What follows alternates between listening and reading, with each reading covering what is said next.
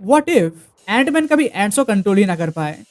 ऊपर ऊपर से सोचने पर तो ये छोटी सी इशू उतनी इंपॉर्टेंट फील नहीं होती है। वो चीटियों को कंट्रोल ही तो कर रहा है, इसमें कौन सी बड़ी बात है। बट इस छोटी सी इशू से पूरे एमसीयू के समय चक्र में इतना हाहाकार मच जाएगा, इसका अंदाजा मुझे भी नहीं था। ये एमसीयू के टाइमलाइन के लिए उतना ही इंपॉर्टेंट है जितना राजस्थान के लिए पानी, मतलब बहुत ज्यादा। क्योंकि याद करो, हैंक पिम जो अपने ओरिजिनल वाले एंटमैन थे, उन्होंने स्कॉट को अपने साथ क्यों लिया था? ताकि वो डायरन क्रॉस के गोल्स को बर्बाद कर सके। क्योंकि डायरन हैंक पिम के साइज चेंज करने वाली टेक को येलो जैकेट नाम के सूट में डालकर गवर्नमेंट या फिर जो भी मिलिट्री ऑर्गेनाइजेशन थे उनको बेचना चाहता था। उसे घंटा फर्क नहीं पड़ता था कि इस डेंजरस टेक से पूरी दुनिया में कितनी इंस्टेबिलिटी और क्योस बन जाएगी। उसे बस पैसे कमाने से मतलब थे। तो उसको ऐसा करने से रोकने के लिए चीटियों ने काफी मेजर रोल निभाया था। क्योंकि स्कॉट चीटियों को सिर्फ ट्रैवल करने के लिए नहीं यूज करता था, वो तो उसके लिए छोटी गाड़ियां भी यूज कर सकता है। बट चीटियों का काम था एक्सप्लोजिव को सही जगह पे रखना ताकि पूरी लैब डिस्ट्रॉय हो सके, फिर सिक्योरिटी सिग्नल्स को डिसेबल करना एंड और भी ऐसी बहुत सी छोटी चीजें जिन पर ध्यान नहीं जाता है। मैं तो कहता हूँ कि एमसीयू का सबसे अंडररेटेड कैरेक्टर एंथनी था। This is where kids cried and this is where legends cried.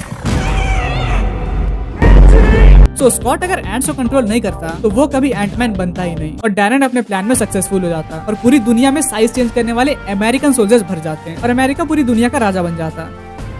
But मान के चलो कि स्कॉट नहीं तो कोई और एंटमैन बन जाता, या फिर हैंक पिम या होप खुद ही एंटमैन बनकर डैरन को रोक लेते हैं। बट अगर ऐसा होता तो एमसीयू की अब तक की सबसे इंपॉर्टेंट डिस्कवरी क्वांटम ट्रैवल कभी डिस्कवर हो ही नहीं पाती। क्योंकि स्कॉट ही पहला ह्यूमन था जो अपनी बेटी को येलो जैकेट से बचाने के लिए क्वांटम रेल में जाकर वापस आया था। तो अगर क्वांटम ट्रैवल डिस्कवर नहीं होती और आगे चल के जब थैनोस सबकी चुटकी बजा देता, तब एवेंजर्स मरे हुए लोगों को वापस नहीं ला पाते हैं। यानी कि स्कॉट अगर एंट्स को कंट्रोल नहीं करता तो थैनोस सक्सेसफुली जीत जाता। बट इस चीज का स्कॉट की लाइफ में क्या असर पड़ता?